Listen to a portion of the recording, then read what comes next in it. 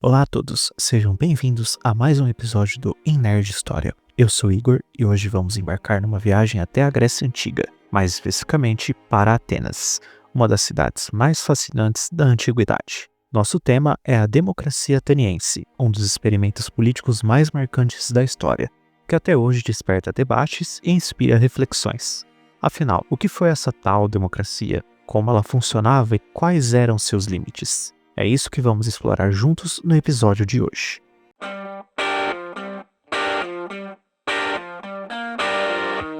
Se você acha a história chata, é porque nunca ouviu alguém que soubesse contá-la. Você está no Nerd Podcast do portal História.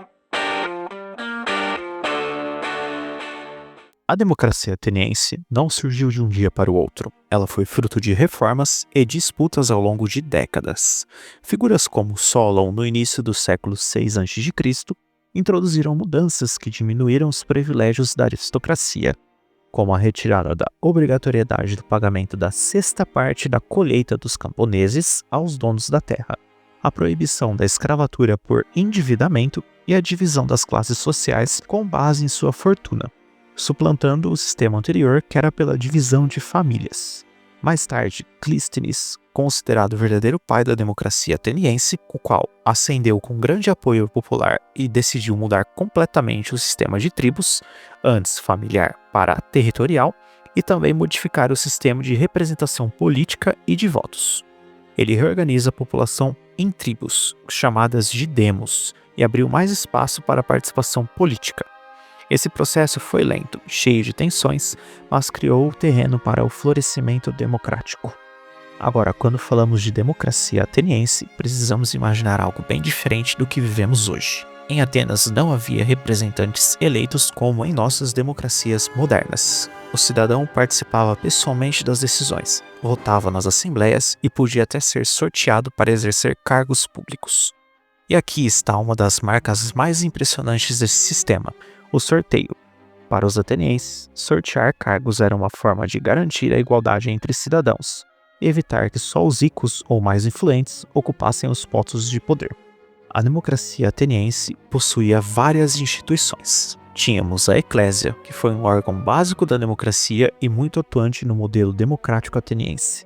Reuniam-se em torno de 40 vezes por ano e todas as decisões referentes à polis eram discutidas e tomadas pelo voto popular. Vale lembrar que polis se refere à cidade. As sessões eram públicas, ao ar livre e divulgadas com antecedência. A assembleia iniciava com o sacrifício de vários porcos, ofertados aos deuses, em especial a Zeus. Depois, o epístata, uma espécie de presidente, lia o relatório sobre as questões do dia e explicava as leis que seriam votadas. A seguir vinham as discussões, onde qualquer um poderia se manifestar.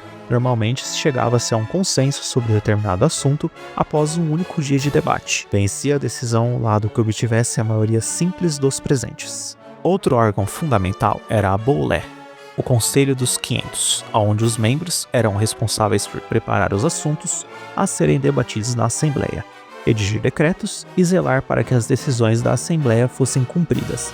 Também supervisionavam a construção de navios e a condição dos arsenais de guerra, além das entradas de impostos, os leilões públicos de bens confiscados, as licitações dos trabalhos públicos, ratificavam tratados de paz e alianças e controlavam a organização militar da cidade.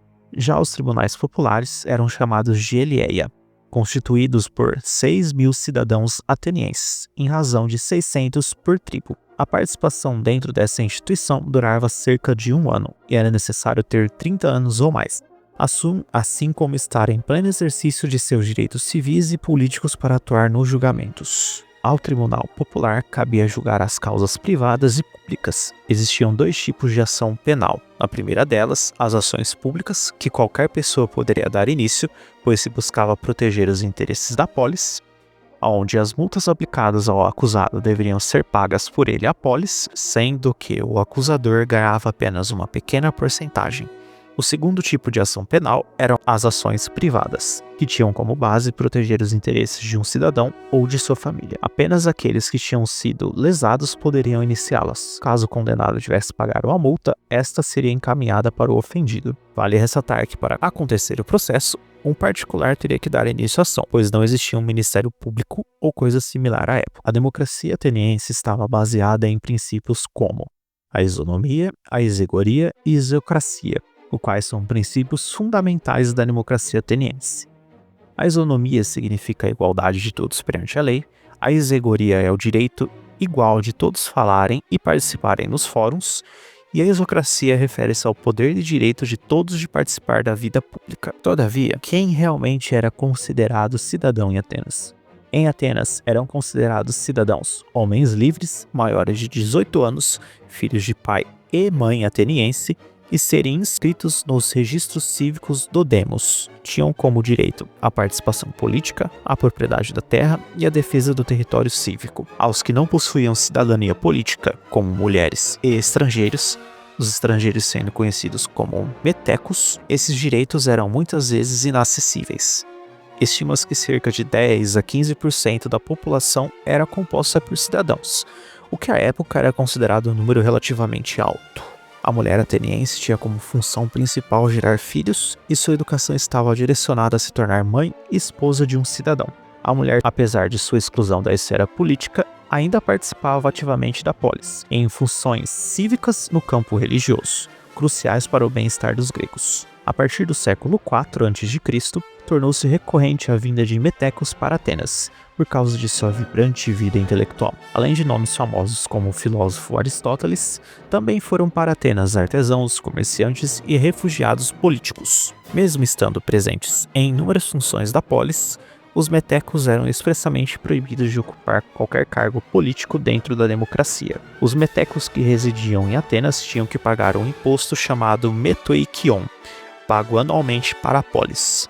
Os homens pagavam 12 dracmas e as mulheres 6. Eles também deveriam servir no exército ateniense e tinham obrigações financeiras como qualquer outro cidadão. Os metecos mais ricos serviam na infantaria pesada dos hoplitas e os mais pobres na infantaria leve ou na frota naval. Todavia, nenhum meteco poderia fazer parte da cavalaria. E, nos tribunais atenienses, eles deveriam ser representados por um cidadão que pudesse responder por ele. Um outro problema da democracia ateniense era o risco da demagogia.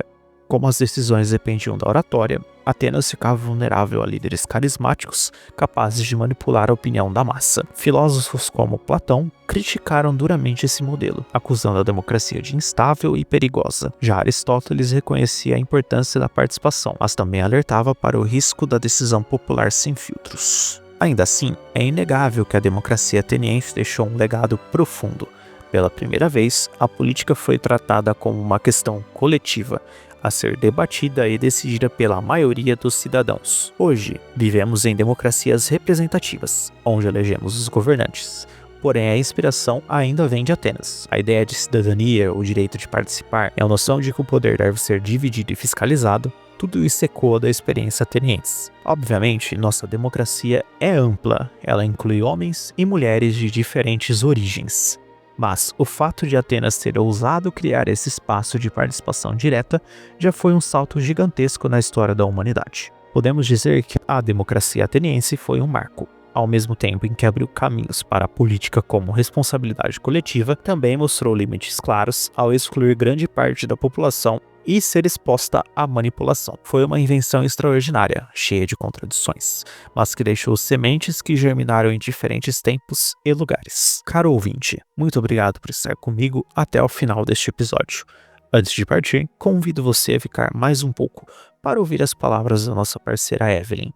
Eu fico por aqui e te vejo no próximo episódio. Até mais! Esperamos que você tenha gostado e aprendido algo novo. Não se esqueça de deixar seu comentário, seguir nossas páginas no Instagram, Facebook e YouTube. E se quiser apoiar nosso projeto, você pode contribuir por meio da nossa chave Pix que está na descrição.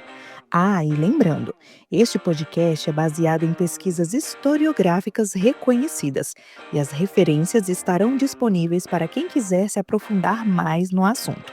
Até a próxima!